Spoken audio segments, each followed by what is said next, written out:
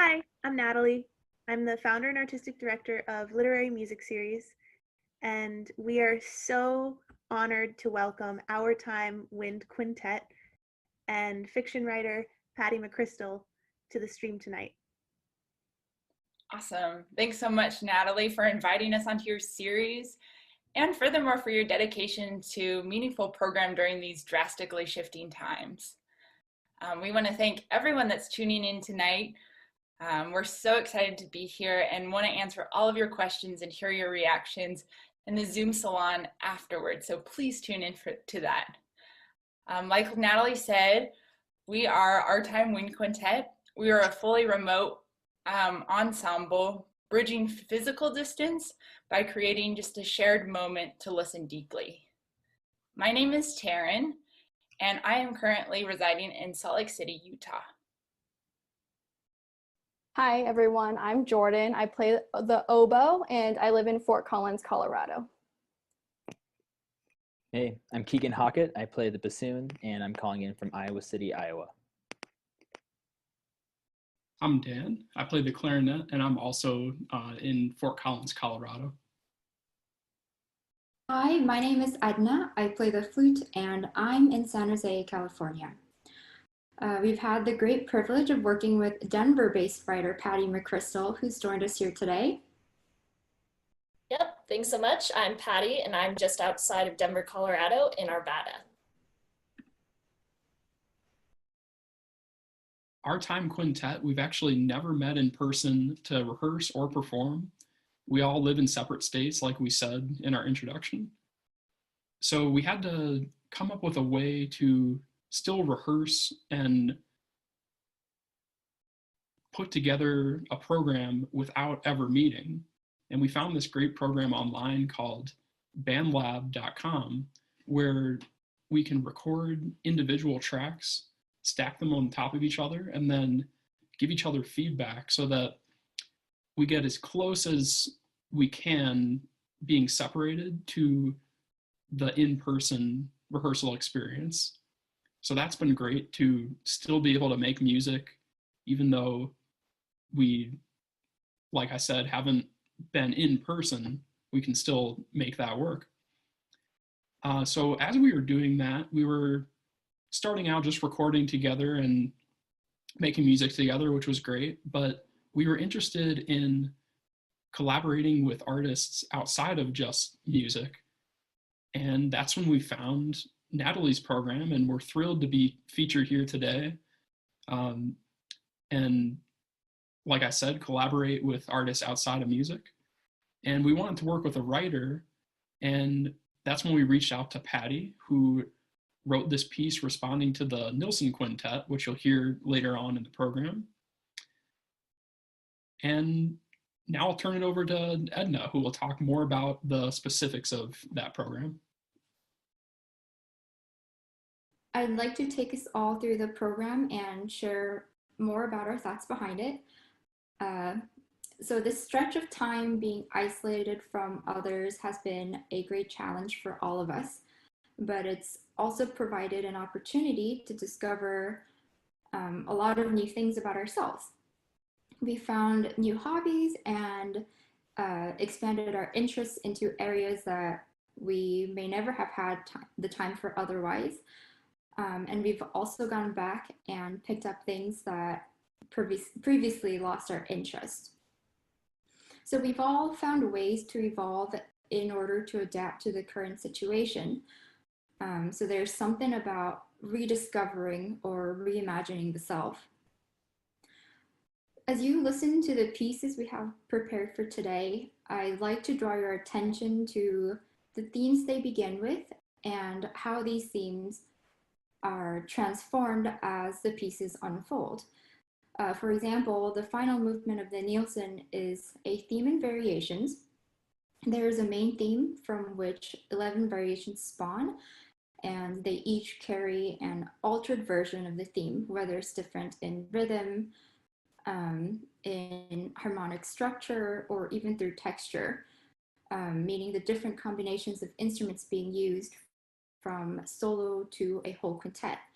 And And then you'll see that we've transformed this work once again with Patty's help.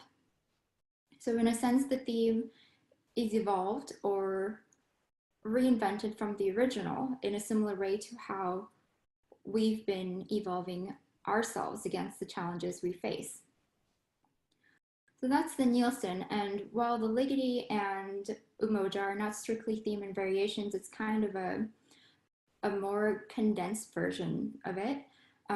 You'll hear a main theme presented in one way at the beginning, which is then transformed through different textures and other musical techniques.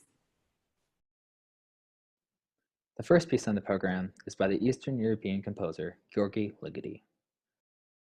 Ligeti's upbringing and early musical training was complicated by his Hungarian Jewish heritage that resulted in him being forced into slave labor near the end of World War II. When the war ended, Ligeti returned to Budapest to continue his studies, graduating from the Franz Liszt Academy of Music. In 1956, Ligeti fled to Vienna after the Hungarian Revolution was suppressed by the Soviet army, leaving behind many of his compositions. His experience in Western Europe introduced him to avant-garde figures that would come to have a great influence on Ligeti's output. Today, he's recognized as one of the figureheads of 20th century composition due to his innovative voice that contributed techniques such as micropolyphony. Today, we will be presenting our performance of the third and fourth movements of Ligeti's 6 bagatelles. The 6 bagatelles are arrangements from Musica Ricercata, which is a larger 11-movement work for the piano that was composed in 1953, just 3 years before Ligeti moved west.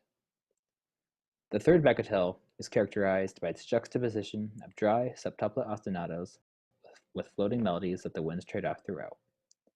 The fourth bagatelle takes inspiration from the previous movement's unrelenting septuplets and is in a septuple meter. This time around, the music emphasizes unity rather than dichotomy. When the metric subdivision shifts, everyone is quick to adjust and continue the short but fast ride. Many of these qualities are reflective of our lives during COVID. Sometimes we have to ignore what's going on around us and do our own thing to keep moving forward, but in other instances, it's important to consider how we can work together to create a better whole.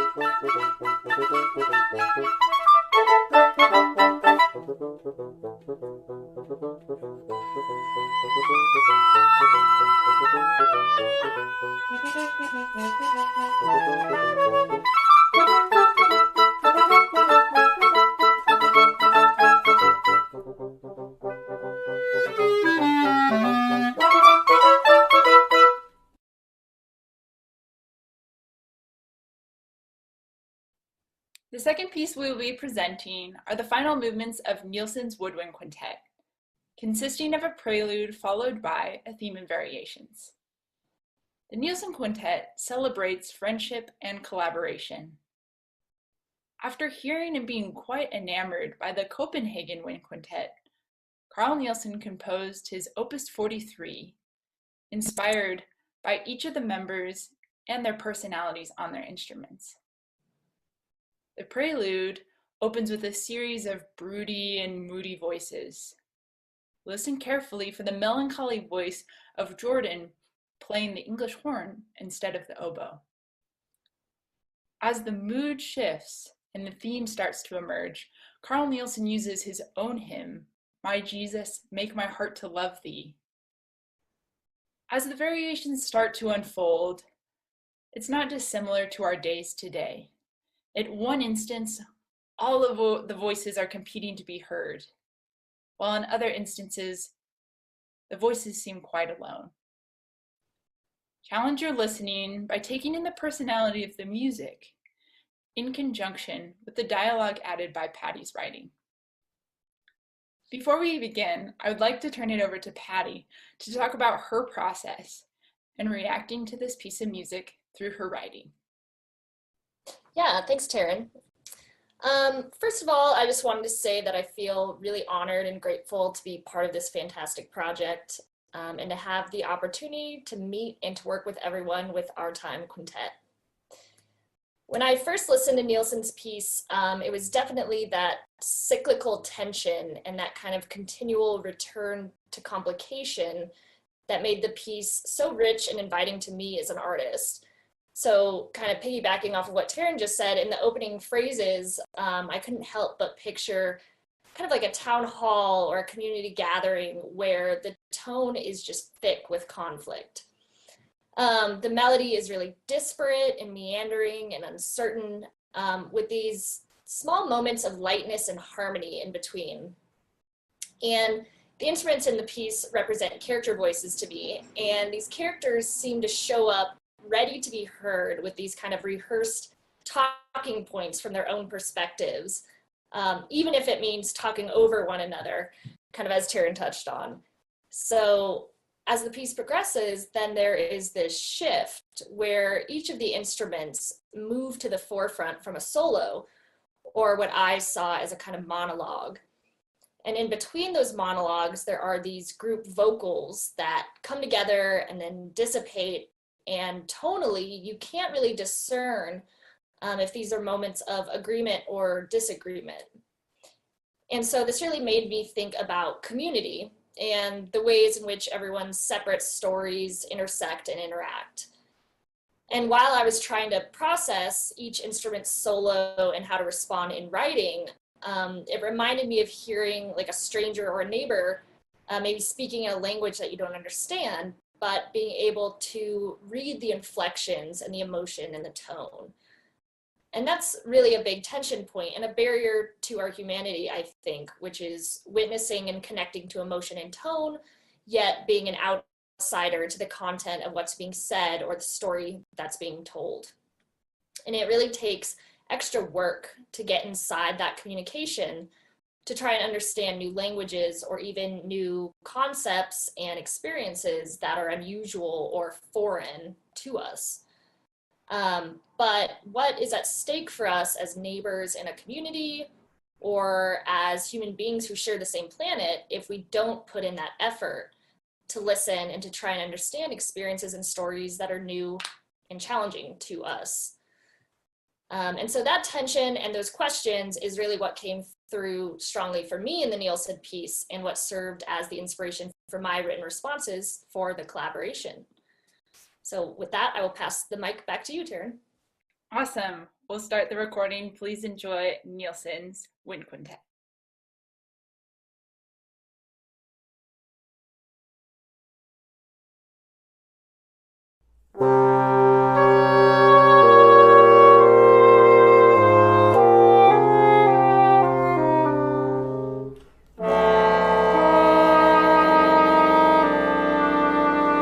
Last winter, a coyote jumped over my neighbor's fence and killed their Chihuahua puppy. I saw the same coyote behind my backyard, staring hungry-eyed into my kitchen. I yelled at it through my window, but it kept coming back, sitting near the creek behind my yard and staring at my house. It was mangy and thin, tail drooping. One morning, I chased the coyote with half a brick I found scattered near my apple tree, thinking of the safety of my 3 cats who watched the drama unfold through the sliding glass door. I lobbed the brick and relished the satisfying thud as it struck the animal on its front paw, savored the whimper that followed it into the brush. I called animal control and reported the coyote for lingering behind my property. I said I had a feeling it was the same one that killed my neighbor's dog. It ought to be put down. Did it run when chased? She asked. Yes. Was it acting aggressively? No. The voice on the other line explained that as heartbreaking as it was to lose a pet, the coyote was simply being a coyote. Our neighborhood doesn't only belong to us, she said. We all have a stake here, and we are all trying to survive. When I hung up the phone, the coyote had come back. We stared at each other through the kitchen window, the coyote holding its injured paw aloft. We were neighbors, yet how different we appeared to one another. Different bodies, different languages, different abilities to secure the resources we needed to survive. I had so much more.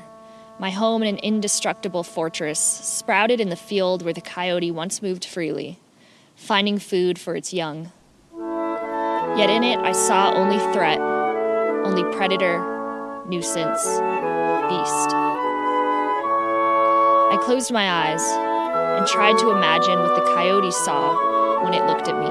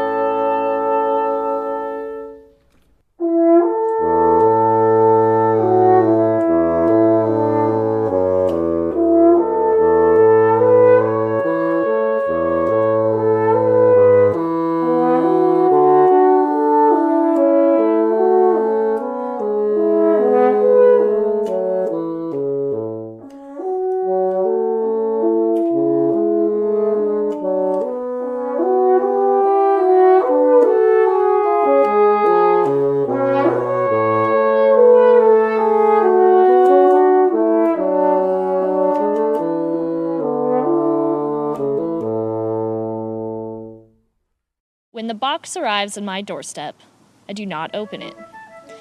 I poke at it from behind my cracked door with the pull cue I use to chase geese off my lawn in the fall and baby rabbits in the spring.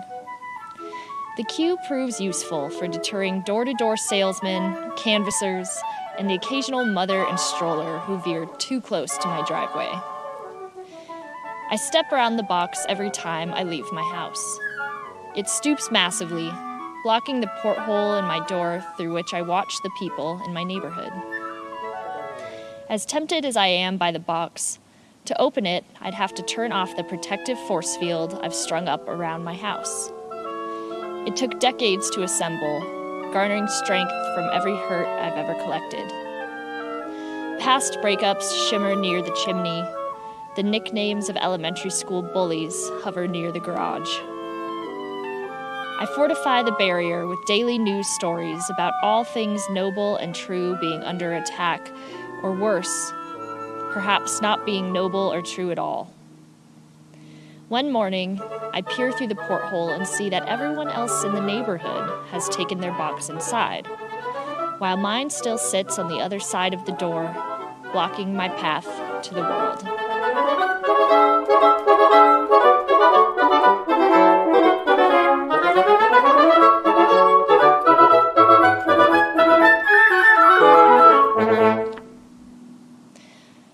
The box has begun to whistle early in the mornings, waking me up well before daybreak.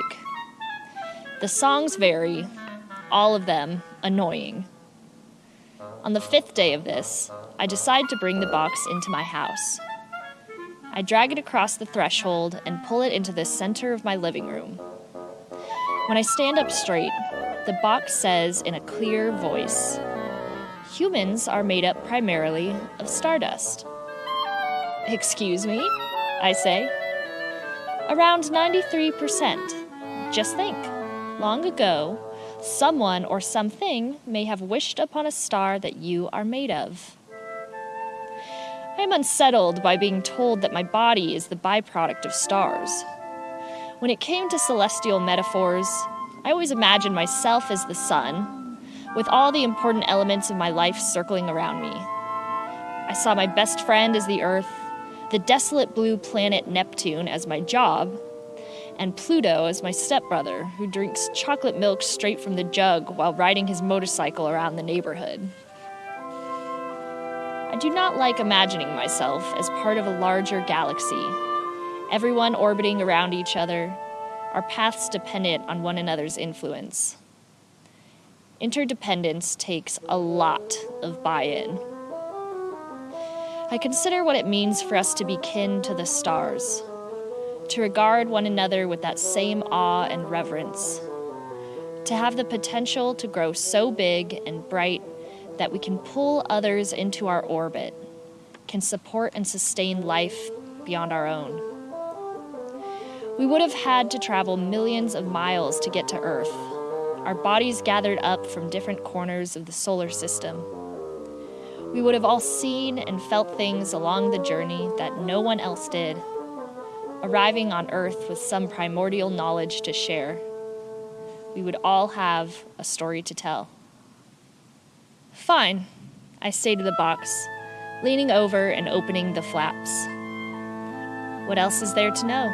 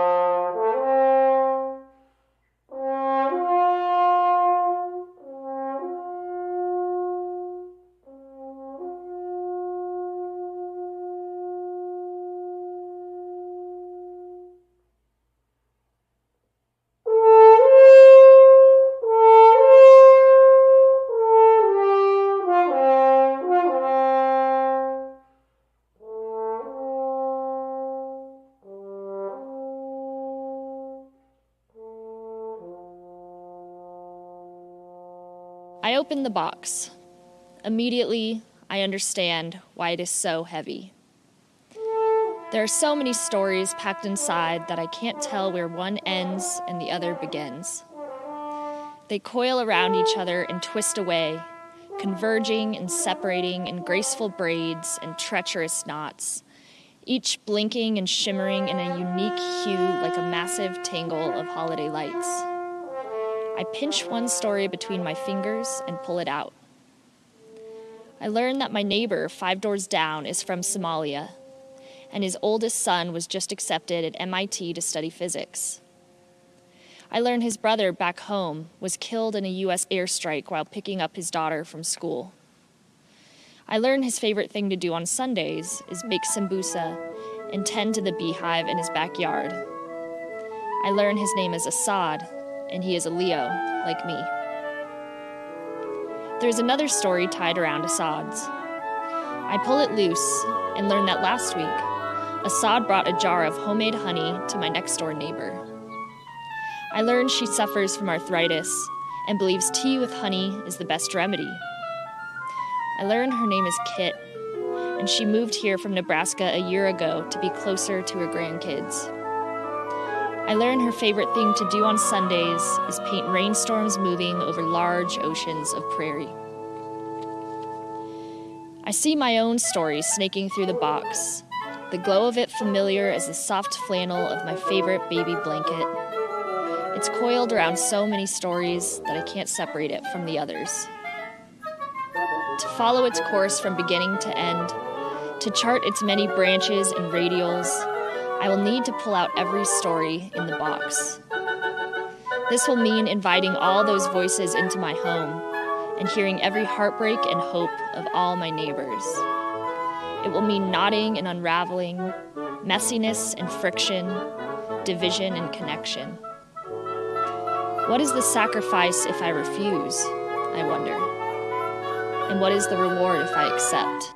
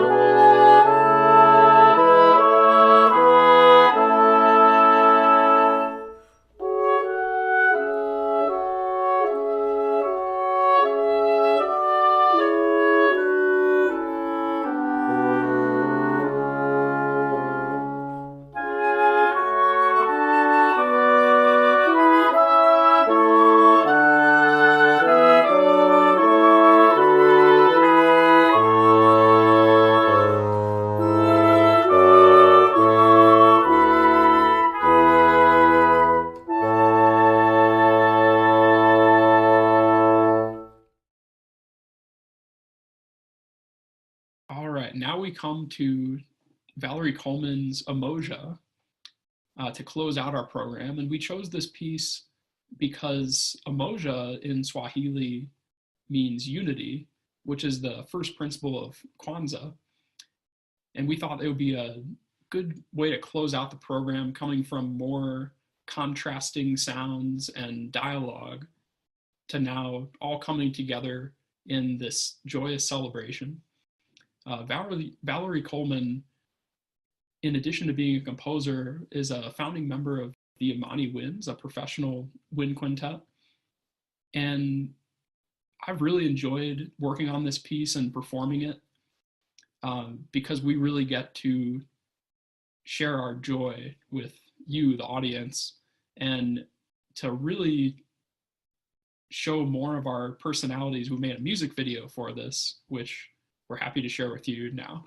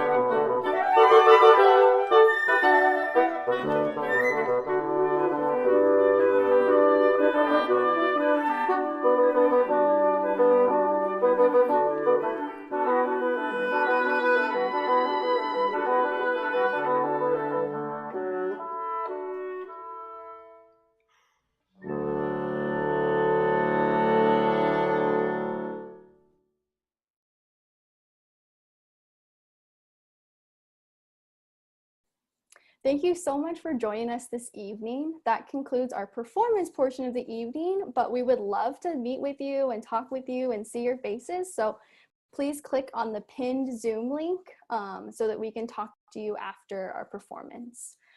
We loved putting this program together for you. Our quintet started early in 2020, and we actually had an in-person tour planned that got canceled, of course, because of COVID.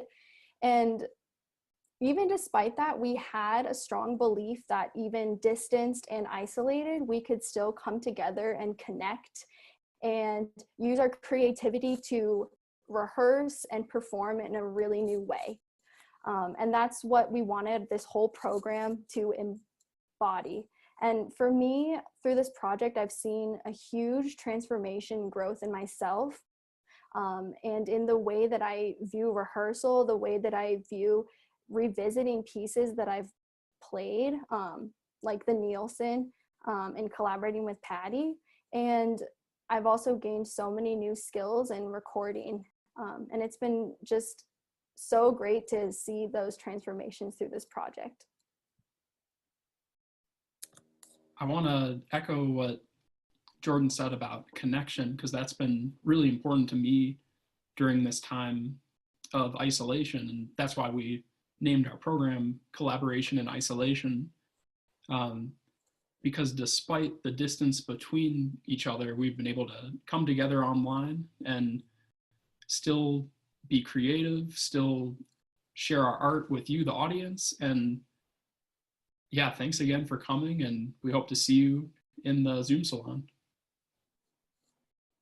Yeah, like Dan was saying, being part of this project has been a really great experience during the last 6 months. Like many other musicians, I had some summer plans that were canceled, and being able to work towards something and do it remotely with this group of people in particular has been a really rewarding experience. And I look forward to continuing future projects with them. Yeah, I also made the difficult decision not to return to school this year in Cincinnati. And as part of that, I kind of feared becoming disconnected from an artistic community. And one thing that has really surprised me about this quarantine episode is the capacity we have to connect with people that we wouldn't have met otherwise. That being Natalie, that being Patty, that being talking with people across the world, across the country.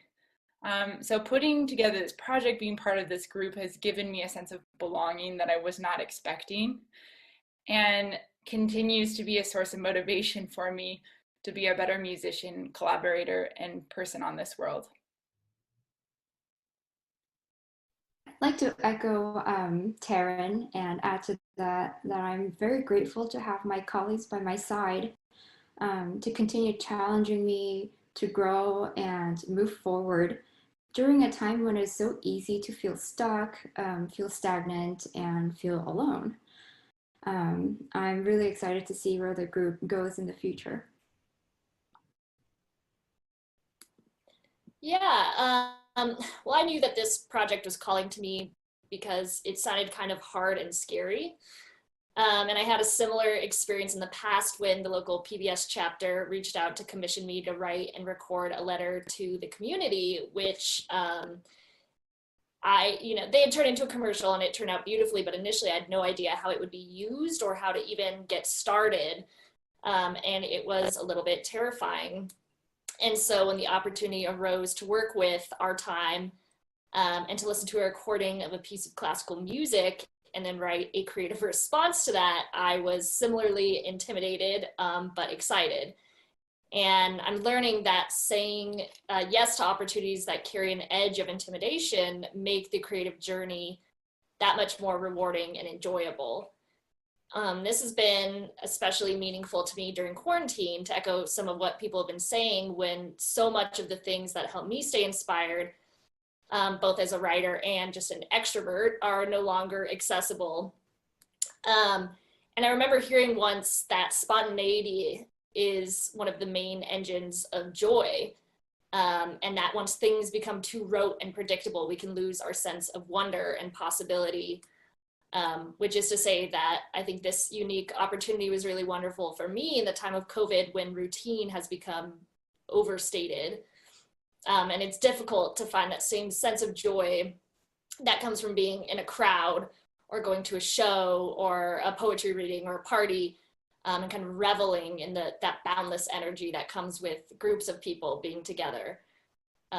So yeah, all that to say, really, really grateful, and I loved being part of this. This brings us to the end of our program for tonight. Thank you so much to all of you joining us this evening.